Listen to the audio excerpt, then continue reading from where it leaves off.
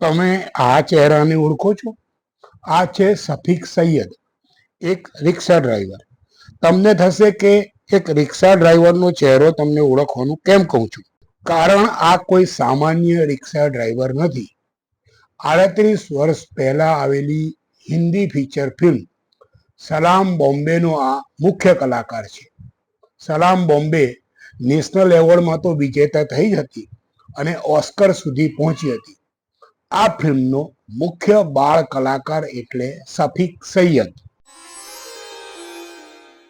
વિધિની વક્રતા તો જુઓ.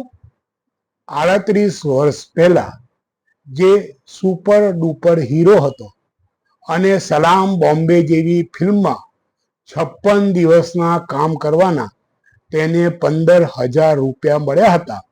એ સફીક સૈયદ આજે બેંગ્લોરમાં રિક્ષા ચલાવે છે. 1980માં ટિકિટ લીધા વિના ઘર છોડીને મુંબઈ આવેલ સફીક સૈયદ ચર્ચગેટ સ્ટેશન નજીક રસ્તા પર અન્ય 20 બાળકોની સાથે રહેતો હતો.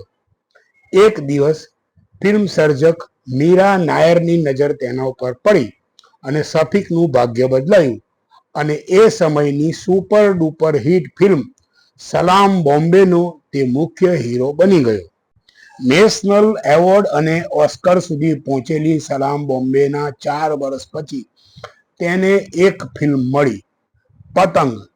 જો કે આ ફિલ્મ નિષ્ફળ ગઈ.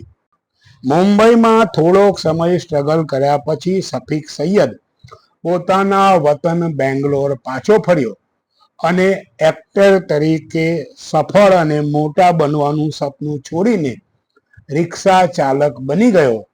આજે તે દિવસના 150 થી 200 રૂપિયા કમાય છે. આ છે ફિલ્મ ઇન્ડસ્ટ્રીની સચ્ચાઈ અને કડવી વાસ્તવિકતા, અને તે આપણે હસતા મોડે ગળે ઉતારવી જ રહી. Cinema is a powerful medium. It shapes our film industry. We must support it. It is our story.